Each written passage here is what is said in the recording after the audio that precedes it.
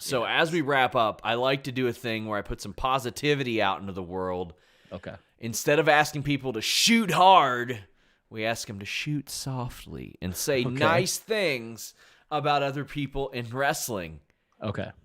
And we're gonna start with an easy one. Gregory Iron. I've mentioned him a couple times here.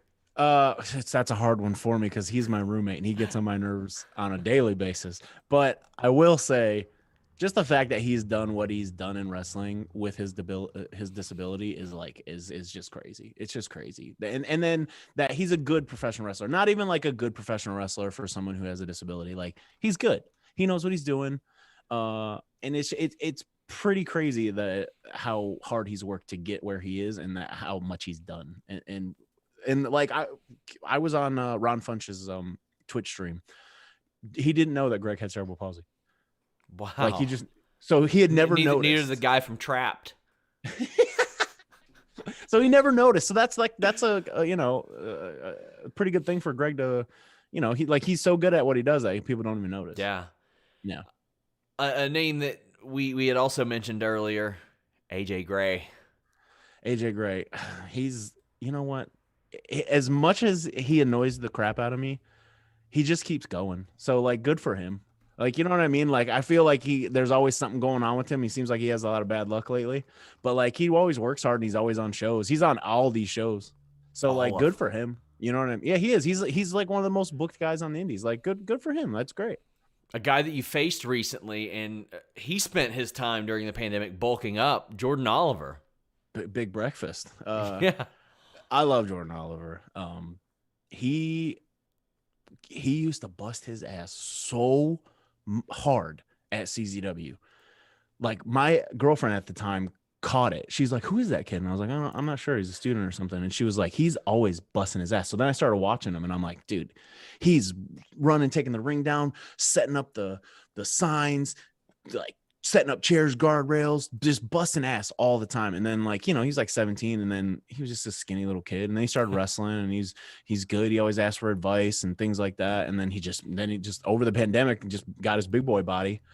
And all of a sudden he's just like a heavyweight and he's like an adult, you know what I mean? Chopping the shit out of me. But I'm just so glad to see him get as far as he is. It's cool that he's in MLW and he's on television and stuff like that. He's just a good dude. He's just like a straight up good dude. Yeah. So here's a name that I think a lot of American fans don't know, but they should. Jody Threat. I know you've teamed with her. I know you've wrestled her.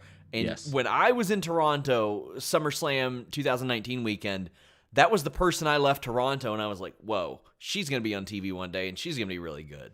1,000%. She should be on TV right now. Should be. I think the pandemic really has messed that up for a lot of Canadians. It's very hard. It was hard for them before. Yeah. It's even harder now. Like they're literally not allowed to come here. Yeah. But she's wonderful. Hasn't been wrestling that long, but gets it. She's in great shape, good look, good gimmick, understands wrestling, very knowledgeable, very moldable, teachable. She'll listen. She's been an athlete her whole life. It's a travesty that she's not on television somewhere. Like for real, she should be signed immediately. She is just such a can't miss name. Like everything she does looks like $1 million. Like everything she does, I'm like, if like either it hurts or it's supposed to hurt. Like I love it. I really love it.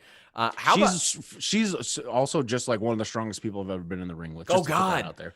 She is freakishly strong. So that's the thing that caught my eye. I walk into the Midtown Event Theater and I see her hoisting up a grown man, delayed vertical suplex, and I go, "Oh, okay."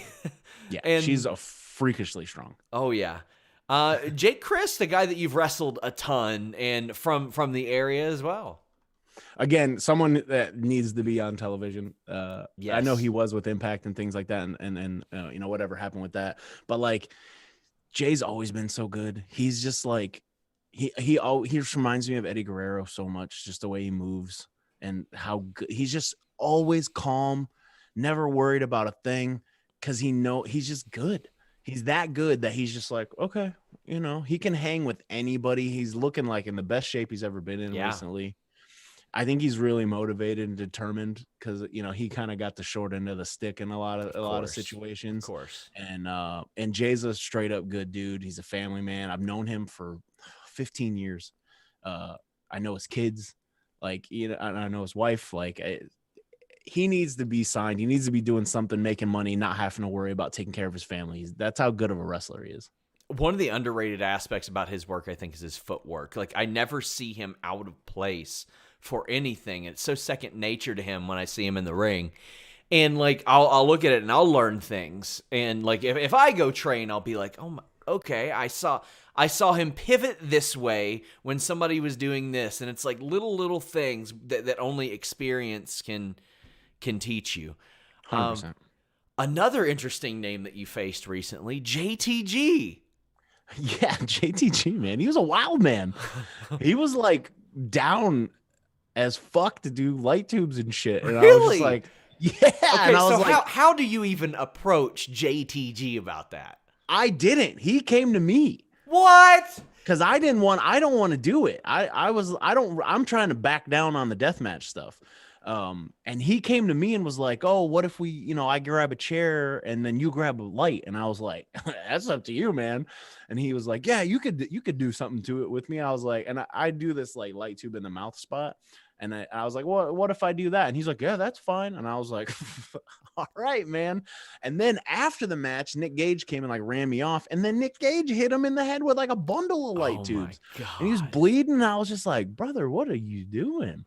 He was great. Loved working him. He's way bigger than I thought he was going to be. Yeah. I think standing next to Shad all those years, you just assume he's tiny, but he's like 6'3" and he's fucking jacked. But yeah, he's great. I really hope I get to work with him or at least be on shows with him. He's just fun to be around. And we'll wrap up with another Canadian who can't get in the company right now. Ethan Page, we saw you on Egos Amigos, which is where that MJF highlight thing came from. Yes.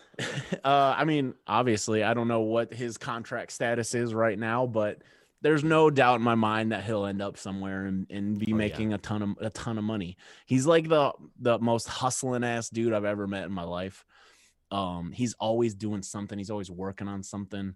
Definitely a person that I think I've made a friend with in wrestling that will go beyond wrestling. Like I won't, like, if we both stop wrestling, I feel like we'd still talk to each other.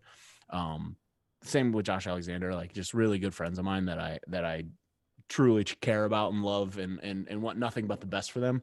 So there's no doubt in my mind that Ethan Page he'll end up somewhere and he'll be the main attraction because he'll make himself the main attraction because that's how he is.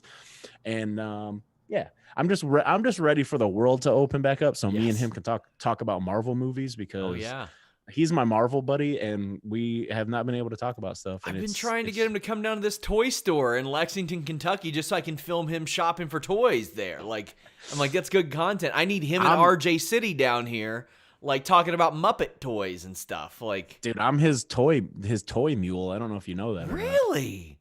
Yeah. So he figured out that if he orders toys to the US, he saves on shipping. And I was going to Canada so much that I would just bring him his toys. So it'd be like half the trunk of gear and then half a trunk of Ethan Page's toys that he needs. And then I just like would take pictures of this like stack of boxes. Did you ever get stopped at the border? No, I never have. But he'd be like, I'm sorry. And I'm like, it's fine, dude. I love it. I always hear from Canadians about the cereal too. Like they have guidelines on their cereal. It can't have as much sugar as what we get here. And we are in a golden age of cereal. Kids have it very good today.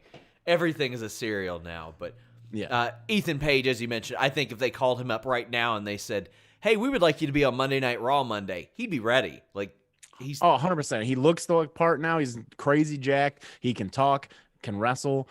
He can do it. He can do it all. I mean, if you guys haven't watched Alpha One, please watch Alpha One. It's like one of the best booked and ran production-wise promotions I've ever wrestled for ever. And it's a very small local roster with a few add-ins.